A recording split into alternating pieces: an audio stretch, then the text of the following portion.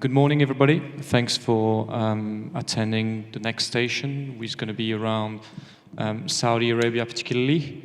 I've got with me distinguished panelists, His Excellency Dr. Abdul Rahman Al Ibrahim, Governor of SWEC, Dr. Abdullah Al-Asher, Chief Executive Officer of Advanced Water Technology, Mr. Ayad Al-Amri, who is the Business Development Director for Aqua Power, and Imad Fegali, who is the Business Development Lead Water Group for CH2M Hill in the Middle East. The way we're going to proceed with that session is I'm going to give the mic to each of the panelists first to introduce themselves and give us a few words, and after we'll move to discussions with few topics. All right. I'll start with His Excellency, Mr. Ibrahim. Thank you. Bismillah ar-Rahman ar-Rahim. Thank you, Mr. Chairman. I will never present Saudi Arabia as business as usual, and I'm sure you know Saudi Arabia almost like I do. But I will present SWEC differently. We are the agency that if we decided on a technology in desalination, basically we decided on the fate of the desalination global-wise. So if we happen to adopt the thermal technology, that will have direct impact on the global desalination industry. If we adopted the RO or any other new technology, that will have a direct impact. And therefore, what we may decide to adopt is something that will have an impact on the society. We are almost, we are possessing 20% of the global solar desalination industry. Not only that, but also we are the most giant company when it comes to water transportation. We possess more than 7,000 kilometers of pipelines, and in less than 2 years, the number will be almost reaching 9,000. So we can have a pipeline from here to Tokyo, or from here more than London, to start with. So basically, anything we need to do it smartly, wisely, because that does not have an impact on Saudi Arabia alone, but it has an impact on the whole desalination international-wise. Thank you. Thanks. Abdallah, do you want to introduce yourself and talk a little bit about what you've been doing in Saudi with advanced water technology? Bismillah ar-Rahman ar-Rahim. Alhamdulillah wa salatu wa-salam ala Rasulullah. Good morning, everybody. It's an honor and pleasure to be in this special panel. Of course, as His Excellency mentioned, SWEC has an impact in the whole world, not just in the kingdom or in the Gulf. And I am one of the people who has the pleasure to work for SWEC. I would like to take you to another dimensions today. I'm representing AWT, which is Advanced Water Technology. This company, Advanced Water Technology, embraces the entire water value chain, developing sustainable water solutions that ensure water's abundance and accessibility. The three-line business we have is a project management consultancy for APC projects, developer and owner and operators, and third is technology provider for sustainable water solutions. This is a slide which reinforces the idea which Dr. Abdurrahman mentioned. It shows just some figures, like 60% of drinkable water in Saudi Arabia coming from desalination, 54% for the GCC, and 22.2% worldwide. That shows the impact of the desalination industry to the whole world. A small background about KSA. Desalination in Saudi Arabia dated back more than 85 years, started in 1928. Major plant building began about 1970. Government SWEC and IWP plants, approximately 60% of it owned by SWEC. 4 trends worth considering in KSA, in my opinion. While RO has firmly taken root in KSA, thermal is still a viable option in the country. It is likely IWP will enjoy a resurgence coming back. Third, reuse will become increasingly important and may equal desalination in the near future. And fourth, the rate innovation will accelerate. KSA is providing ground for commercial piloting of a new technology and renewable energy. Now I'll talk about Game Changer, which is the project we are representing here, Al-Khafji, powered by solar. This is the world's first large-scale solar-powered desalination plant, and also it is the world's first zero-carbon emission desalination with that size. It is a part of desalination by renewable energy initiative. Of course, we all heard, especially in Saudi Arabia, about the initiative of the late King Abdullah, the custodian of two holy mosques, when he did it about 5 years ago, about empowering the desalination by renewables, namely by solar. And Al-Khafji, it is the smallest among this initiative. So we expect 3 plants to be built elsewhere. This is some statistic and figure about Al-Khafji. It's about 60,000 cubic meter per day, the production. It's a hybrid power source of a solar and grid allowing 24-hour operation.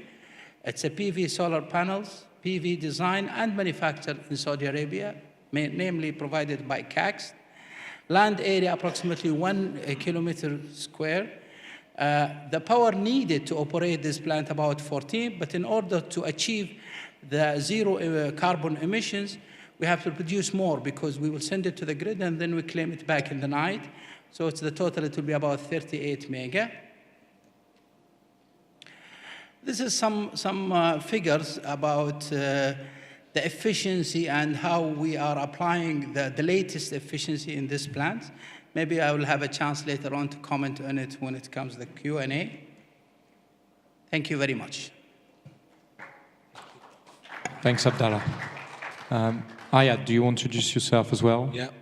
Good morning, everybody. My name is Ayad Al-Amri. I'm working as a business development director for Aqua Power, focusing in the Saudi market. If the ones that don't know about Aqua Power, it's a Saudi company established 10 years ago as part of the privatizations program in Saudi Arabia. It's one of the success story of SWCC and SEC, actually, if we want to basically pay our gratitude to them, because we started part of their program in the IPP and IWPP. Luckily, we managed to succeed, and we went internationals from 2009 onwards. Currently, we are desalinating 2.5 million cubic meter of water per day in Saudi. That's around, in generations, around 40% of the desalinated water. And we are doing around 20% of the power in Saudi. We're expanding outside. Currently, our capacity in power generations, around 40% out of it is getting outside Saudi Arabia. While in desalinations, because the main desalination markets in the Gulf regions and majority in Saudi, we are 97% of the desalinated water we have it in Saudi Arabia. So water is very important. We understand the need of it. According to the World Economic Forum, that is the main threat for humanity in terms of economic and environmental. It's not the climate change, it's not the terrorism, actually it's water scarcity. So every day, if I'm right, around 250,000 of people getting born in the world, huge urbanizations, industrializations. We have a limited access to water. Desalination and water reuse is one of the major, basically, water supplies. If I remember almost like figures here, 85% of the water has been is generated, is sent back, basically recycled or sent back to the origins. 25% only recycled out of it and used globally, and 1/3 of the world, it doesn't have access to clean water. So you can imagine what is the need and how much is the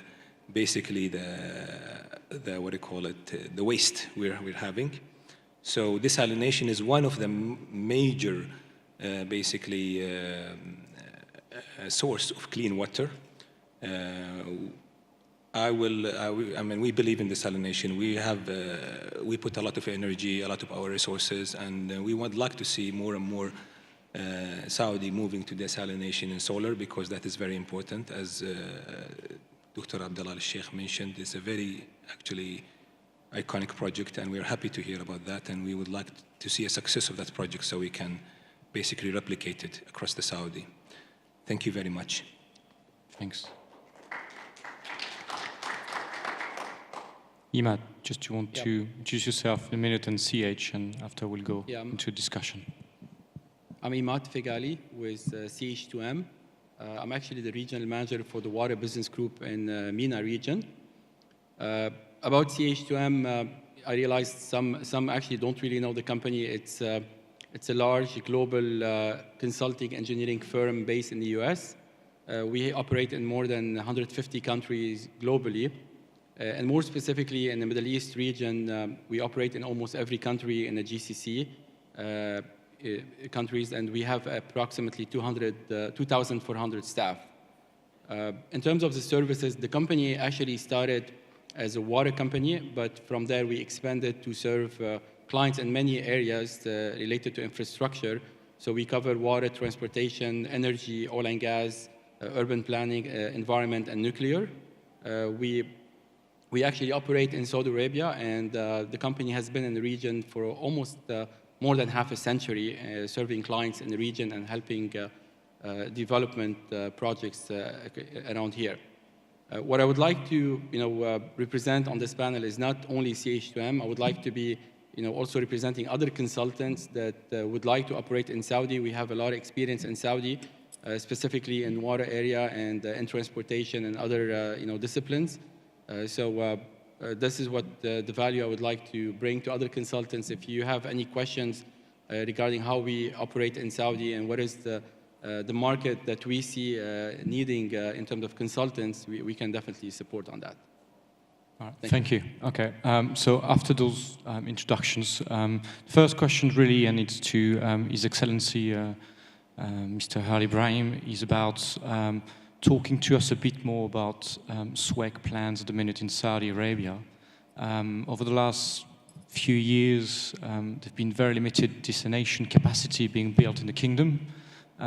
We've been talking, and there've been obviously consultants and design studies being ongoing in terms of 4 major plants in Saudi Arabia. Probably some delays have been and challenges have been faced last year. I'm thinking about Jeddah, Jubail, Rabik and Yanbu, with the new economical sort of environment in the kingdom and talks about, private funding, RWPPs. If you could tell us a bit more about it, really. Okay, thank you, Mr. Chairman. The demand that we looked at from the year 2010 until 2015, we have noticed that the demand for water in the Kingdom of Saudi Arabia have reached to almost 5.7%. That 5.7% is almost twice as much as the birth rate of Saudi Arabia. We are almost around 2.6 to 2.7 growth in population. So the overall water demand is not only dominated by the growth of more population, but also of the people's habit to consume more water than earlier. So we're expecting in the coming 15 years that we need to invest in building plants, replacing our old plants with a total investment of around 82 billion Saudi riyal. That is almost around 26 billion US dollars. Not to mention that we also want to invest around 25 to 30 billion Saudi riyal in pipeline network to transmit water through the land itself. So an overall of around 110 billion Saudi riyals, an equivalent of almost 30 billion US dollar in the coming 15 years to do so. That will cover replacing our old fleets as well as also coping with the growth in Saudi Arabia. The Kingdom of Saudi Arabia is faced with the greater challenge of lower oil prices, where liquidity is a little bit of a hurdle and a factor, and therefore the participation with the private sector is an immense tool to do so. the Kingdom of Saudi Arabia have announced and have instructed us that the growth and the development in Saudi Arabia should remain as planned, and we need to invest continuously in the infrastructure specifically. However, we should not do business as usual as what we used to do earlier. We need to invest wisely in terms of identifying the technology that possesses the highest energy efficiency, so that we can rationalize the use of our oil. We need to invest in technology that will drive the operation technology to the least. We need to invest in technology that utilizes the other natural resources like renewable energy. Should it be photovoltaic, should it be solar, should it be wind, or should it be geothermal, or should it be also waste heat for municipal waste.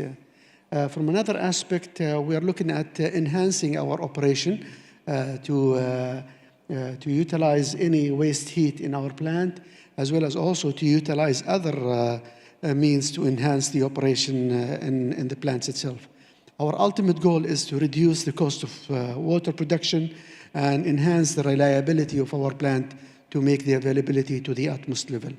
From another dimension, we are looking at enhancing the capital efficiency by allowing ourselves to execute our projects on time, as per planned, with the same budget requirement and as per the quality set earlier.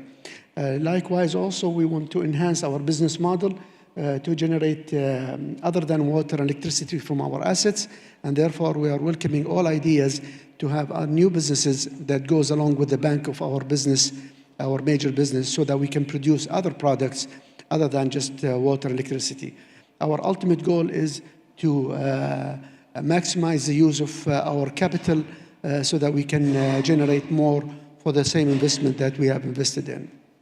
From a third dimension, we're extremely heavily investing in our people. We know that we will never be able to achieve the utmost best out of our investment without investing into the people ourselves, and therefore we are capitalizing into investing on the people of Saudi Arabia so that we can empower them. From this aspect, we are not limiting ourselves to the boundaries of SWIC. We are looking at the industry at large in the Kingdom of Saudi Arabia, and we are taking this lead as the desalination and electricity industry in the Kingdom of Saudi Arabia in this aspect.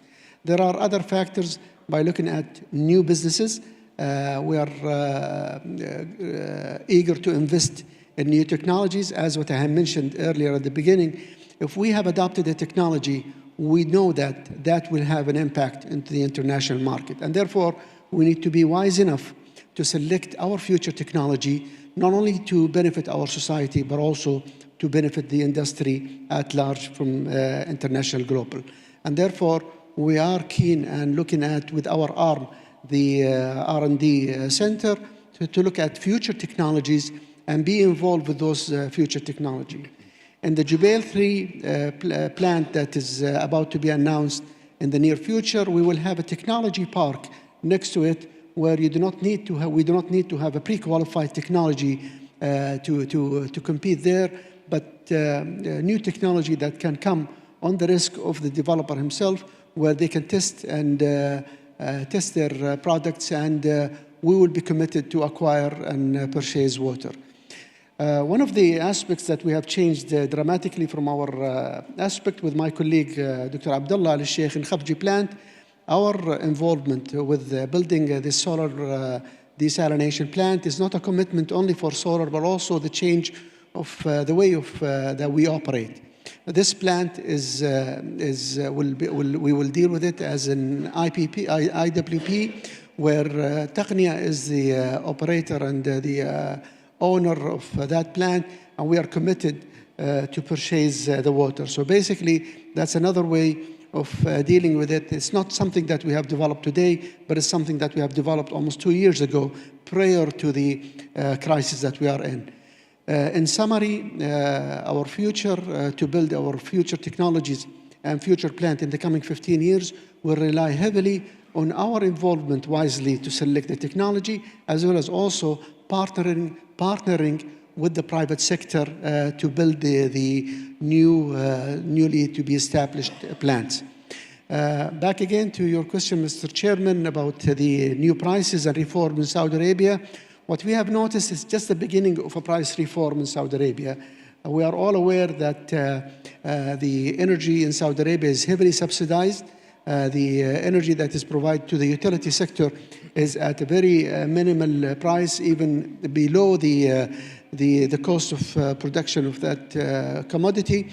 There is a roadmap towards liberalizing the fuel sector in Saudi Arabia, and likewise that will have an impact into the whole utility sector. So we're expecting in 5 to 6 years from today, we will reach to a more of a liberal market where our prices will be highly volatile with the international prices, and that will have a great potential for renewable and sustainable energy to proceed there. In a summary, the government of Saudi Arabia have announced their commitment that the development will remain as planned, and we need to change the tactic and the tools to invest heavily into the people of Saudi Arabia and the whole international investment community. Thank you. I think we covered quite a lot through what you said. I'd like to pick up a bit on what you talked about. I think the 2 points that struck me, first of all, about the funding and the IWPPs. I'd like to understand a bit more, from, I'd say, the private sector side, in particular from Aqua Power, how you see being one of the destination giants, I'd say, particularly being a Saudi company, how you see that sort of return back to a model that was tested in the early 2000s. What does that mean potentially for you in terms of involvement in market in Saudi, where you've not been involved lately, and how you see that in regards to the future? Yeah, I think, thank you very much for Your Excellency for your briefing. And we understand the big pressure in the government in terms of the need of adding a new capacity and addressing the citizens' needs. We are, and as we used to basically before, here to support and supply. Definitely this is a business opportunity for us. Our vision and mission is to deliver water and electricity at the lowest basically cost and the most reliable way. And thanks to the SWCC, we have managed to succeed and gain a capacity in Saudi and dominant place. And now we're expanding outside Saudi. So we will be very much engaged. And also we see also other competitors and our basically Taqniya and others are there. So we're happy that we can contribute, all of us, to respond to the need of the country. Definitely no single company can address these huge needs that the governor have mentioned. It's a huge amount of money needed in the coming 15 years and investments. So it's the more that we have in the country, of course, as a private sectors, the better that we can address it, and the competition is very healthy. So yeah, we are there to respond and to support here. Okay, thanks. The other point, and I'm going back to Abdallah, we talked a lot about innovation in destination. Obviously, Abdallah, you've talked briefly through your introductions about the current work you're being involved. We're talking about energy efficiency. What else is going on in Saudi Arabia in regards to innovation, in regards to desalination, both on the energy side as well on the process side? Can you tell us a bit more about it? Yes, thank you very much for this opportunity. I think the whole kingdom is as I mentioned it in my small brief I have, is going to the piloting of opportunity. And also Dr. Abdulrahman, he just mentioned the park which they will establish for the developer to test all the technology. But if you want me to talk particularly about Al-Khafji, yes, we are applying the latest technology, especially in energy conservations and also in the water side. So that taken care, including the footprint and also including the environmental impact. I don't have a particular things you want me to talk about, but I think it's a resonance of area where everybody is looking to the new technology and adopting the new technology. And by definition, AWT, Advanced Water Technology, it's owned by BIF, and we are looking to this opportunity, which Dr. Abdurrahman mentioned, as a huge opportunity for transferring of technology and looking at it in the near future with collaboration with the others, inshallah. Maybe His Excellency Mr. Ibrahim, yesterday we talked in Mazda about obviously the synergy in between private sector and the UAE in regards to different pilot plants that are being run in Mazda with the likes of Veolia, Suez, and Abengoa and others.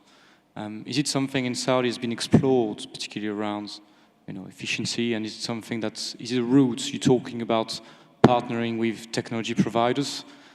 Is it something that has been discussed at the minute? Yeah, good point, Mr. Chairman. If we continue business as usual in SWIC, we need to go with a reliable technology, historically proven, with a 2-year record. And that is something definitely will never match new frontier technologies. I think we need to be, like an investor, we need to enrich our portfolio with a small, I shouldn't say a small risk, but a good portion where we need to think wisely of where should we invest in the tomorrow's technology. And as usual, if we stepped into the new frontier technologies, we should also be aware that we are a utility company, that we want to have water at a reliable rate, and we should not compromise the quantity in that regard. But there is room for having at least a 10% or 15% of an ability to test those new products. We should not limit new technology into the R&D sector just to test the product in a smaller scale. There is a bridge that we are currently now establishing between our R&D institute and the whole operation and maintenance arena, where we need to migrate the new ideas from an idea into a test bench, into a pilot plant, into a progressive commercial test plant. One of the commercially tested pilot ideas, the tri-hybrid of Saudi Arabia, is now will be rooted in Jubail 3. It's not part of the technology. It is something that we will have it as part of the major portfolio of 1.5 million cubic meter with the technology that we have already acquired with other partners.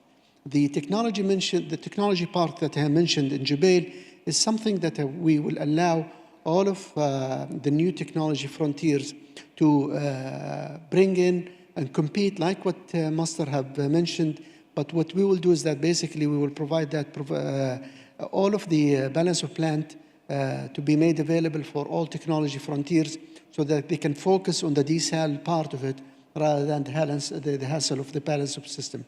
That is something that we can see as a new technology. And there is another frontier that we have made a provision to do so, which is new business development that goes along with the bank. And I'm sure we are all aware that there are businesses that we can utilize currently. For example, utilizing the brine to generate minerals and chemicals out of it for the industry that is next to us, petroleum industry and other businesses next to us. We will never be able to do so by integrating that new business development in a current plant, because that's a major surgery.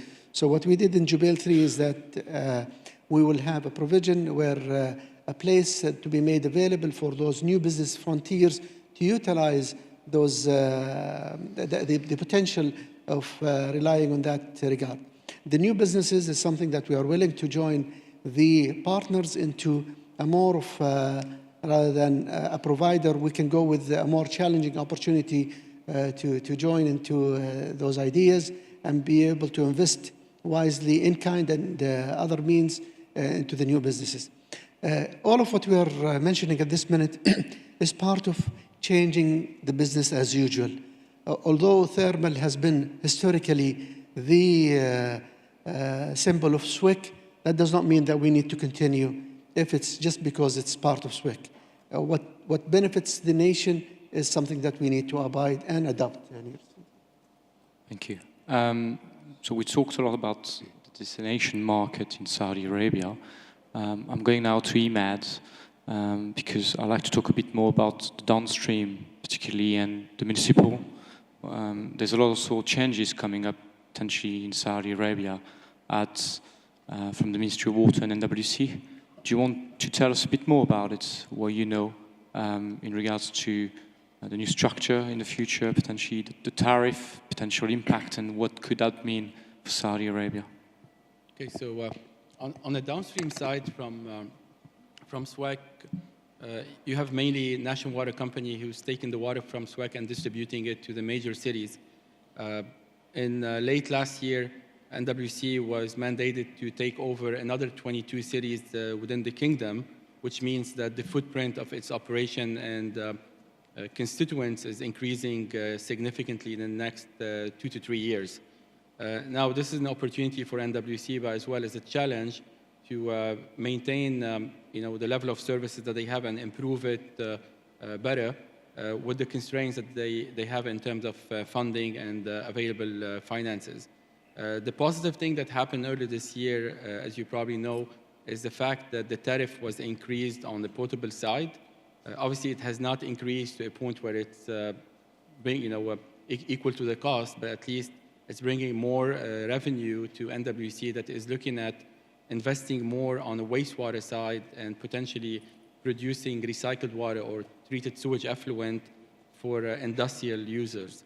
So on this supply chain system, where we see, we were talking about private investors. Private investors will have a great opportunity to link NWC to end users, where they will have an opportunity to come and fund and finance the construction and operation of advanced wastewater treatment plant in order to supply this water to industrial or other end users that require a TSE. The good thing, National Water Company is securing some contracts with end users eventually, like Aramco and others. This linkage is between the end users and NWC is a gap that can be closed by a PPP scheme, developers like Aquapower and others. And at the same time, we see an opportunity as well with NWC going from 5, 6 cities that they have right now to the next 22 cities is the restructuring and the way they operate. With increased tariff, they have more pressure from their customers, so they will be more accountable to provide better services, better responses to customer complaints. And this is exactly what they're doing right now. They're working on their quality assurance program. They're working on the customer experience programs, and they have few programs ongoing in Riyadh, Jeddah, Mecca, Taif, and they are planning to roll it out to the rest of the 22 cities. So, downstream from SWAC, there are a lot of opportunities right now happening in the major cities, and the pressure is to provide the continuous supply, which in many cases does not exist yet. But a lot of projects are being built, especially the storage, the reservoirs at the perimeter of the major cities, which in the next few years will ensure, increased, continuous supply to many neighborhoods. On the downstream side, the wastewater collection in the major cities, it's still, another area that, can be worked on. For example, my understanding in Jeddah, around 50–60% of the city is connected to the sewer network. The rest is being planned to be connected. So that's another source of water that can be collected, utilized in wastewater, and then sold eventually to end users. We see a lot of good opportunities happening with increased water supply and more efficiency happening at the city levels or at the end user levels. And the constraints the government has right now in terms of financing, we see a very good opportunity for private developers to play a very efficient role in this supply chain system. Just to pick up on, particularly on the wastewater side, we're seeing, worldwide a trend about mega sewer projects, particularly tunnels. We are here in Abu Dhabi, and yesterday we talked about STEP, Dubai municipalities moving towards also major sewer tunnels at the minute. CH being involved worldwide into program management of major tunneling program in Tideway in London, Idris in Qatar and others. Do you see that, and with the low or reasonably low connection percentage in Saudi Arabia, as you say, it's probably around the 50-55% on major cities. Do you see that that's something that would be discussed in the next few years in Saudi Arabia? I mean, there were a few tunneling projects in Jeddah, particularly on the eastern side of the city. What about Riyadh? No, actually, Jeddah has an existing tunnel that just was completed last year. And I think it's around 30 to 35 kilometers connecting Jeddah to the new treatment plants that they are being built or built in the last few years. In Riyadh, they have plans. They are actually right now, as we speak, working on tunnels.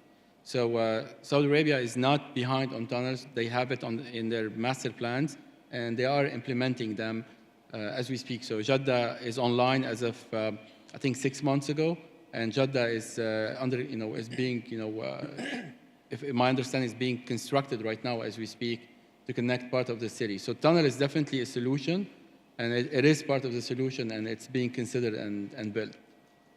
Okay, thanks. Maybe last question before we're going to open to the floor for questions to the panelists. But we talked about change of tariff in Saudi Arabia. How does that impact the model for SWEC, and in terms of the funding and potentially the opportunities that does open for the IWPP's schemes in the future? And I think, well, that's a good question, because what was hindering, to be frank with you, the issue of privatization of SWIC, among the major elements was the tariff. Privatizing SWIC and privatizing the water industry without liberalizing the water tariff is just basically making a dream that will never have remains in existence. The decision for the Kingdom of Saudi Arabia to liberalize the tariff is a very strong move towards announcing that the market will remain a positive, attractive measures for the private sector that will reap the growing demands and market there, while having the right tariff there. While announcing that the tariff will be liberalized, the Kingdom of Saudi Arabia will remain responsible of acquiring and purchasing the water from the private sector, and that gives more security even to the private sector into the coming 15 years. So in summary, the liberalization of the tariff, which we may have noticed almost a month ago, is just one step towards a more advanced tariff restructure. ICRA, the Electricity and Cogeneration Regulatory Authority, will be responsible for the tariff in the water and the electricity sector. There is another a major tool to be announced in the near future, that is the water policy that goes beyond just generating more water and making water to be made available. That's what I mentioned.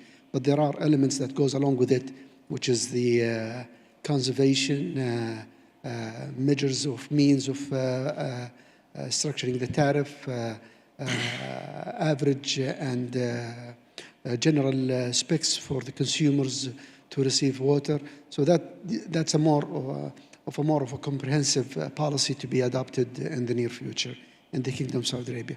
All of those policies are measures and means to give the cushion for the private sector that a brilliant and a future investment in the Kingdom of Saudi Arabia is wide enough. And I want to come into a conclusion that I may have resembled an average person in Saudi Arabia, where I consume more water the most. I might be the only one here on the stage that have consumed my water here. That resembles how we are consuming water in Saudi Arabia. Thank you. We've got 5 minutes left, and yeah, brilliant. Okay. So we got already about 5 questions. I'll pick the first one, and it's to you, Dr. Abdulrahman. Yeah, I would expect that most of them will be, so you'll have a good chance to relax if you guys. So one of the, somebody in the audience asked you about, you mentioned about renewable resources to drive desalination, and he asked you if you could expand upon the geothermal resource potential in Saudi Arabia particularly. Excellent. When it comes to renewable energy, we have 3 streams within SWIC. We are in full collaboration with the Kingdom, the King Abdulaziz City for Science and Technology on their great endeavor for the water desalination in the Kingdom of Saudi Arabia. In stage 1 is Al Khafji, and in stage 2, we're looking at the west coast to go 10 times the size of Khafji, almost 300,000 cubic meter per day of desalination. From another stream, we're dealing with the King Abdullah City for Atomic and Renewable Energy to establish an exemplary of renewable energy in desalination. There are 3 places that we are looking very carefully: Farasan Island and Umluj and other places where we are looking at the potential of thermal, other means other than photovoltaics, which we are dealing with the King Abdulaziz City for Science and Technology. So we're looking at the potential in 3 markets, in either thermal desalination as well as also wind desalination. I personally have a great interest in geothermal energy, specifically in the area near to the Medina and south of Medina, where great potential for water, where energy is and geothermal is mainly available for desalination. And the 3rd stream, and the most important stream for us, we in SWIC are in collaboration with partners looking at a more of a wider perspective into identifying locations and technologies that are on a global perspective in Saudi Arabia, so that we can identify what is the best solar desalination technology in the future. I'm sure we are all aware that solar desalination may not be the marriage between the 2 best technology, for example, the photovoltaic and RO, which we may think about it today, but tomorrow's technology is something that may be definitely different than this technology, which we are looking very carefully in that 3rd stream. I'm sure you are aware that as experts in desalination, when it comes to thermal desalination, our operating temperature may reach to 60 something and 70s. If we happen to look at the temperatures of water that we are getting from the natural aquifers, the temperatures are almost reaching 70 something, which are ready almost to be treated into the natural or the conventional MED with a little bit of more design to be looked at very carefully. The people, so we're going beyond even solar, seawater desalination. So our technology, when it comes to renewable energy, and specifically the geothermal that we have mentioned, could be something within inland where the demand of water is highly soaring, not only for the people, but also for agriculture and other means in the Kingdom of Saudi Arabia. Okay, thanks. So we had, go ahead. If you have a question for me, then I can. I don't have anything particular, but I'm going to open one to this. It was related to tariff, and obviously we talked about that coming. One question and open to whoever feels comfortable about responding to this one's about the announcements from December is the first step, obviously. And the question was about when are we able to reach a level of tariff that actually reflects the real cost of the value and of water, really. I'm not sure who wants to take that one. Abdallah, maybe? About the tariff? Yeah. I think we have experienced a lot of changes in the last year. With the rhythm we saw in 12 months, that gave us a good sign that we might see this one sooner than we expected. Before, I'm talking about Saudi Arabia in particular, because I think we've been talking about the tariff, how it's doesn't represent the real cost for maybe a decade from now. But what happened in the last few months, I think there was a lot of changes. Even it happens in the beginning when they announced the budget. So my expectation that it will come soon, but maybe it will take a couple of years maximum, and it might come in a couple of years. Okay, thanks.